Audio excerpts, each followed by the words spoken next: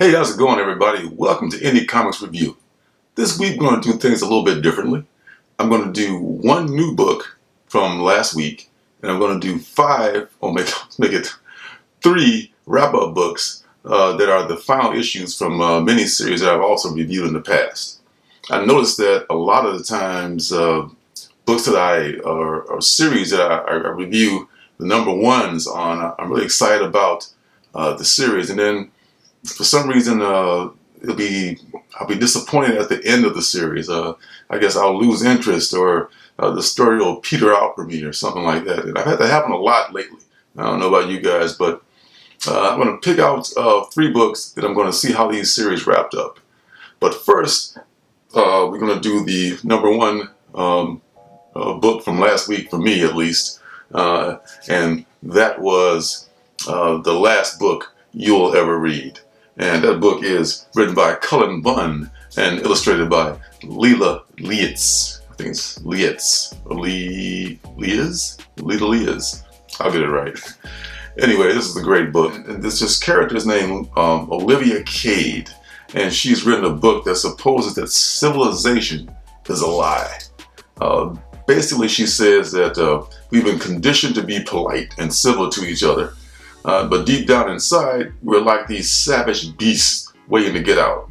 And this reality is clawing its way to the surface. This book has brought Olivia fame and fortune, but violent acts are now starting to follow her, and they're increasing everywhere. And some people blame the book for all these violent acts.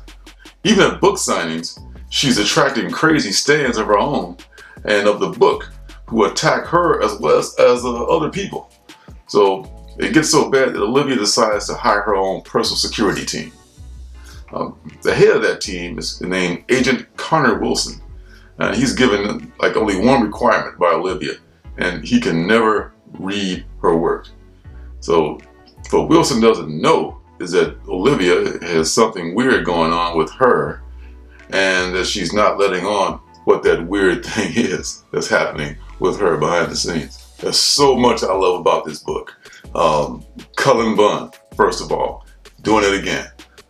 Basilisk is doing great on its own. This could be another big hit for him.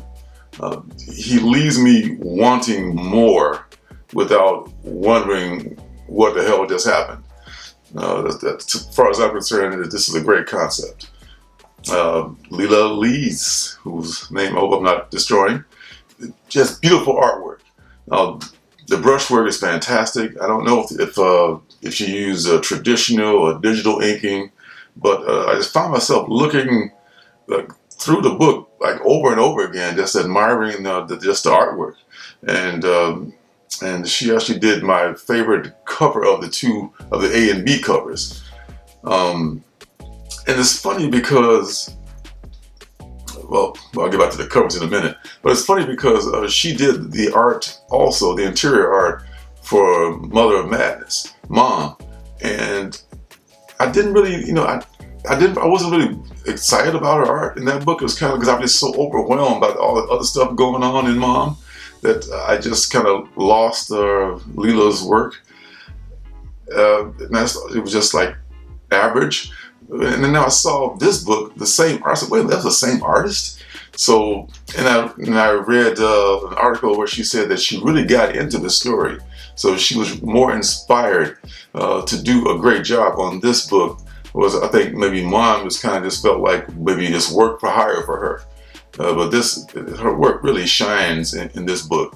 And to get back to the covers, there's a few covers that are kind of spicy, but there's good artwork on those as well. And you can't even find those online. In fact, I guess I can show them on YouTube. So if there are any kids in the room, give you a couple of seconds to get them out of the room, or cover their eyes, or whatever you want to do. So in 3, 2, 1, here's your cover C and your cover D, and there you go. Yeah, what do you have it? And these things are kind of blowing up online right now.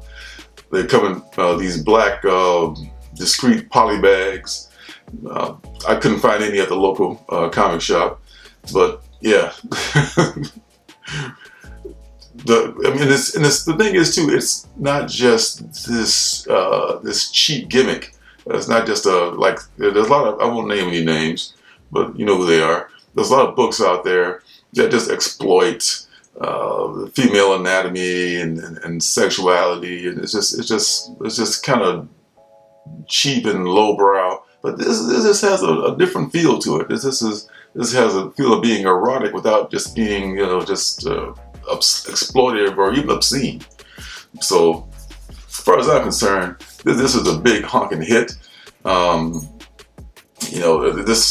This is one of the books that for sure is going to go on my pull list. Next book is ENIAC number 4. This is written by Matt Kent and art by Doug Braithwaite. And the cover artist who does some bang up covers on all 4 of these is Luis La Rosa. ENIAC was the best thing that Bad Idea put out, as far as I'm concerned, and it wrapped up a couple of weeks back, but I didn't get a chance to revisit it at that time. And this was the second Bad Idea book, but like I said, it's the best book they put out far and away. Matt Kent has become, as far as I can see, the master of the 4-issue miniseries. This book and Fear Case are 2 of my favorite series of the year so far. And Fear Case has that art that it's not that great. And the story carried the book even past the artwork's shortcomings. One of the great things about ENIAC is that the lead characters, Falk and Fletch, these are great characters. These ass-kicking duo can pretty much do anything. I mean, they can be using other stories. They could have their own spin-off. I think the sky's kind of the limit for those 2. Then there's the very concept of ENIAC, which in the hands of Matt Kent becomes a terrifying possibility. The fact that ENIAC is a real thing just adds to the whole believability thing of it all. And the final issue, it doesn't disappoint. It starts off with tense action as Falk and Fletch lead a team trying to destroy ENIAC with a virus before it launches all the world's nukes and destroys us. There are a few big surprises and an ending I didn't see coming. Say what you will about Bad Idea, but ENIAC is a winner. It's well written, well drawn, with great covers. It incorporates fact into fiction, and someday, just has to be a movie or a miniseries or some kind of project for the big screen or the little screen. Right now, who knows what those geniuses over at Bad Idea are going to do, but if they ever do put out a trade, I would recommend you pick up ENIAC because it is definitely worth a read. You can find this book. Next book is Shadow Doctor number 5. That is written by Peter Calloway and drawn by Georges Jeantet. Shadow Doctor number 5. For those of you who don't know about this book, it's the true story of a black doctor in the era of Al Capone. He was forced to become the exclusive doctor of the Capone gang because he couldn't get work elsewhere. He was, in fact, the grandfather of the writer, Peter Calloway. Issue 5 shows the inevitable conclusion to the arrangement between Dr. Calloway and the mobsters. It was just a matter of time before he was made, I should say, an offer that he couldn't refuse. And he had to make some really hard decisions. There's a powerful moment in the story where the doc is reminded just what his employer thinks of him. And that moment helps him make a life-changing decision. Shadow Doctor is a book I would spec on if you're into that kind of thing. The number 1 is still very affordable. If you can find it, that is. I mean, I would probably pick it up for cover price for sure. It's just a matter of time before somebody turns that into some kind of a project. That aside, if you just want to, read the book, you won't be disappointed. It's really a good series. You can probably get it. It's maybe already be out in trade, or it's got to be coming out in trade pretty soon. But just to read or spec on number 1, either way, Shadow Doctor is a winner. Last book of the night is Proctor Valley Road number 5, and that's by Grant Morrison. Finally, Proctor Valley Road comes to an end, This book had me at first, and it lost me, and it got me back again. Without giving away too many spoilers, it does come to a happy ending. It could have taken several different directions, actually. Little did this group of girls know that this would be their one and only chance to see Janis Joplin, because of the unfortunate circumstances that would happen later on that year. From what we can tell by the end of this book, it looks like we won't be seeing the end of this group of young ladies. Speaking of spec books, this #1 is still very affordable, and there are several variants of that #1. It might be worth looking into if you want to check that out, if you're into speculation. And don't forget the #3, which is the first appearance of the landlady, if she ever becomes a thing. We know this has already been optioned, and it already reads like a film project. So just a matter of time of when it happens, not if. And I know a lot of stuff gets optioned, and it takes years to get to, but this is a game, and if not, you still got a couple of #1s of a really good story. So I think it's worth the risk of picking up a couple of issues of #1, just for the heck of it, just to spec. So Proctor Valley Road, they lost me in the beginning. They had me in the beginning, they lost me in the middle, they brought me back at the end. So I have to give it a good grade. So all three of these series I reviewed tonight, they've wrapped up well. The #1 book of the night is got to be the last book you'll ever read. I don't know if that's going to be ongoing or not. I forgot to check and see if it was an ongoing series or not. But anyway, jump on that book, because